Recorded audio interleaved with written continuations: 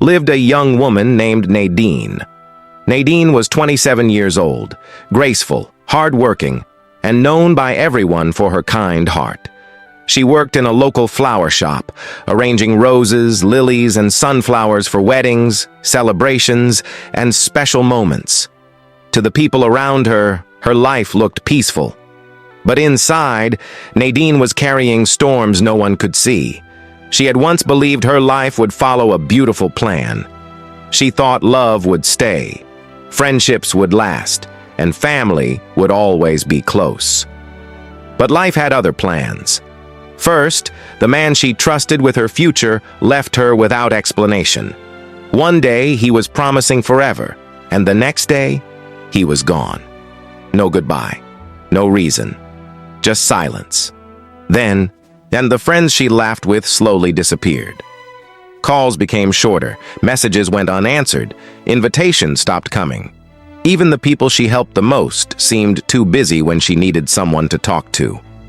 At night, Nadine would sit alone by her small window, staring at the hills, asking God one question: why is everyone leaving me? The silence felt heavy. The loneliness felt sharp. And for the first time in her life, Nadine felt like she had no one left but God. At first, she thought it was punishment. She cried often. She questioned herself. She wondered if she had done something wrong. But one evening, after closing the flower shop, she walked to a quiet church at the edge of town.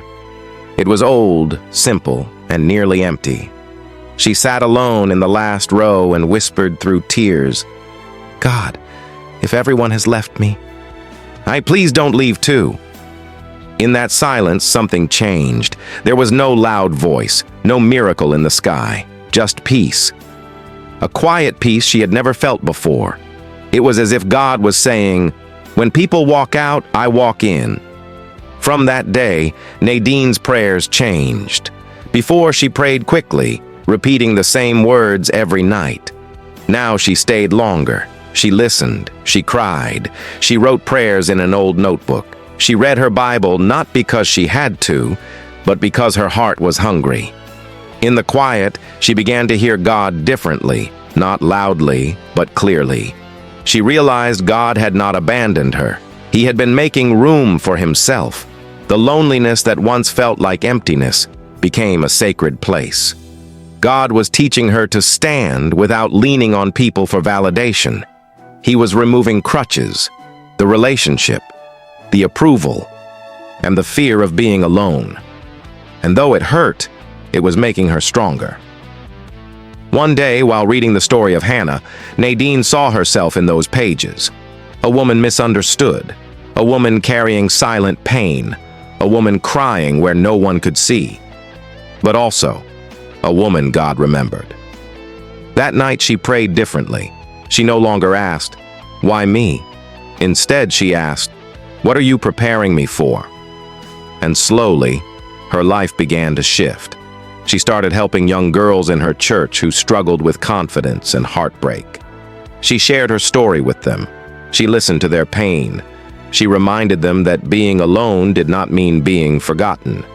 People noticed a new strength in her. She smiled differently.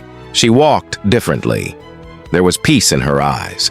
Now, not because life had become perfect, but because she had found something stronger than perfection. She had found purpose. Months later, the same people who once disappeared began returning. Some apologized. Some simply watched from a distance. But Nadine was no longer the same woman waiting for people to stay. She had learned that God was enough. She had discovered her identity was not in relationships, not in applause, not in being chosen by people, but in being chosen by God. One morning, standing outside the flower shop as the sun rose over the Rwandan hills, she smiled and whispered, "I thought I was being buried, but I was being planted."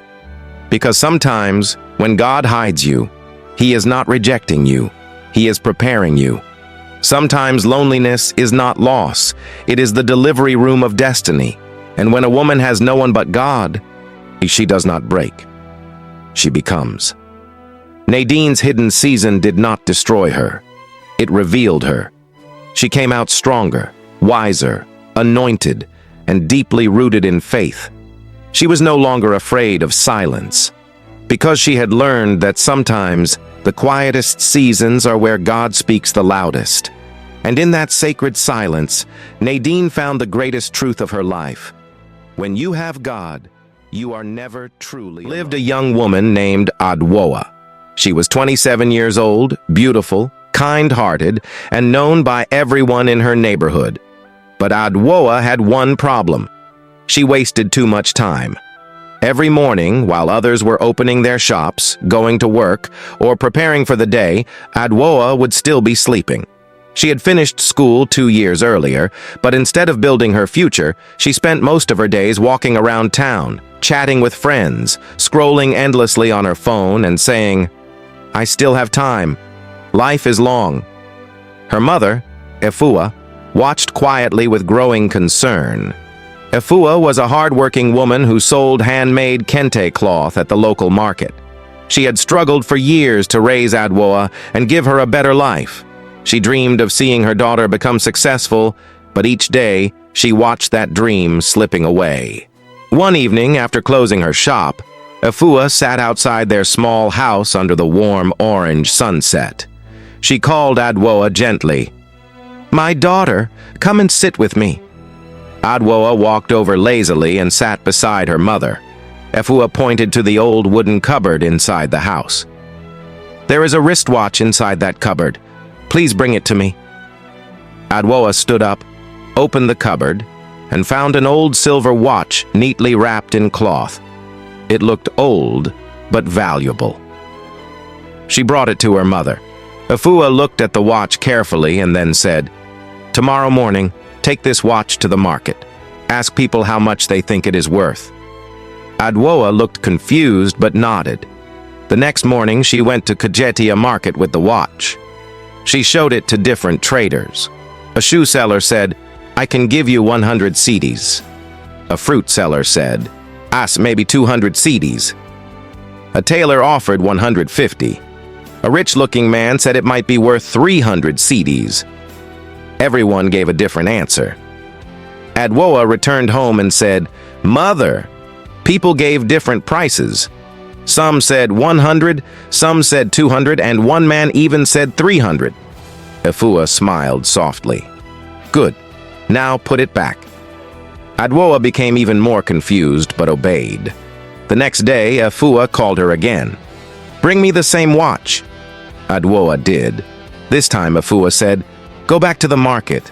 But today, do not ask the price of the watch. Ask people the value of the time inside the watch." Adwoa frowned. "The value of time inside the watch?" "Yes," her mother replied calmly. "Go and ask." Though confused, Adwoa obeyed. At the market, she asked people, "How much is the time inside this watch worth?" People stared at her. Some laughed loudly. One woman said, "Young lady, are you joking?" Another man waved her away. "What kind of foolish question is that?" Embarrassed, Adwoa almost gave up. As she was about to leave, she passed a small repair shop where an elderly man was fixing clocks and watches. His name was Mr. Kofi, and he had been known in Kumasi for many years as the best watch repairer in town. She walked to him and asked quietly, "Sir, how much is the time inside this watch worth?" The old man stopped working.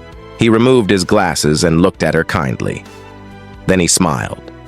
"My daughter, that is the most important question anyone can ask." Adwoa stood silently. He continued, "You can replace a broken watch. You can buy another phone. You can rebuild a house. But time, once it passes, it never returns." He held up the watch. "You may offer someone 1,000,000 cedis, but you cannot buy back even 1 second of yesterday." Adwoa listened carefully.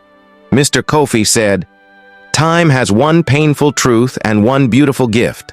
The painful truth is that it keeps moving. It never waits for anyone. The beautiful gift is that every morning, life gives you 24 fresh hours. Rich or poor, educated or not, Everyone gets the same amount." He leaned closer. "The difference between success and regret is how people use those hours." Those words struck Adwoa deeply. For the first time, she saw herself clearly. All the wasted mornings, the endless excuses, the delayed dreams. Her eyes filled with tears. She thanked Mr. Kofi and hurried home. When she arrived, her mother was waiting. Adwoa hugged her tightly. "Mother, I understand now." She told her everything. Afua smiled and placed her hand on Adwoa's shoulder. "That was the lesson I wanted you to learn." From that day forward, Adwoa changed. She started waking up early. She learned business from her mother. She opened a small online fashion store selling handmade African accessories. She planned her days carefully and stopped wasting hours on meaningless distractions. Months later, people in Kumasi began speaking about her, not as the lazy young woman who wandered around town, but as the hard-working woman building her future. And whenever someone asked her the secret of her transformation, she would smile and say, "Because I finally learned that time is free, but it is priceless." Friends, time is the one thing everyone receives equally, but not everyone values equally. You cannot save it for tomorrow. You cannot buy it back later. You can only choose how to spend it today. And so use your time wisely, because every second is part of your life.